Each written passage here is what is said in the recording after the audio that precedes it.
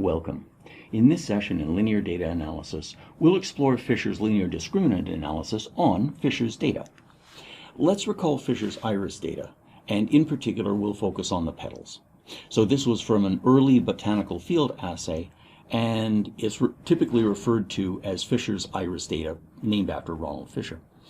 The petal data were two measurements, so these were the petal length and the petal width, and these were gathered from 150 flowers, and what we'll do is we'll label these as being of two groups.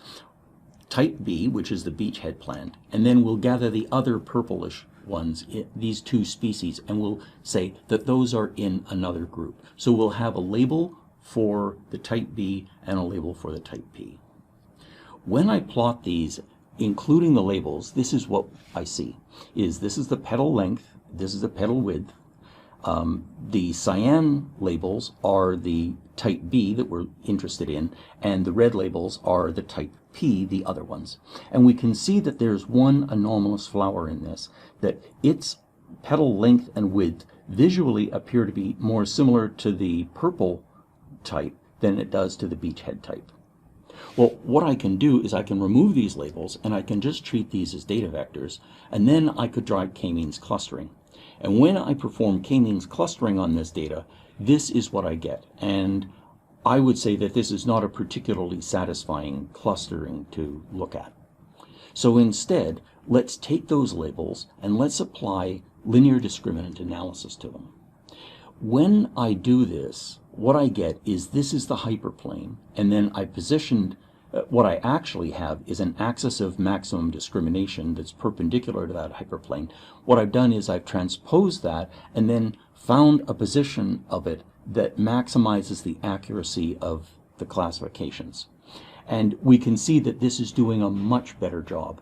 There is still this anomalous plant, and when we use Fisher's linear discriminant analysis on Fisher's data, what it's saying is that statistically the best way to discriminate these two labels is by means of this hyperplane. Now, there is a hyperplane that does go right through here and it carries on, so there is actually an ideal separating hyperplane.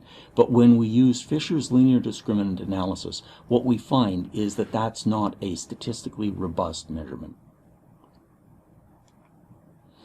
So what did we do here? Well, what we did with linear discriminant analysis was we projected the data onto an axis, and this axis was the maximum eigenvector of the inverse of the within label scatter times the between label scatter. And let's recall that a hyperplane needs an axis and a bias scalar.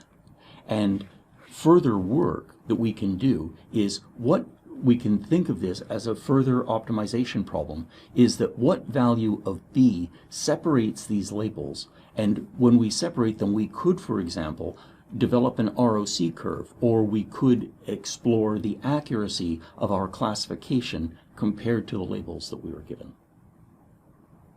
So, what have we learned in this lecture? Well, we're now able to compute scatter matrices from labeled data. We can compute the within label scatter and the between label scatter.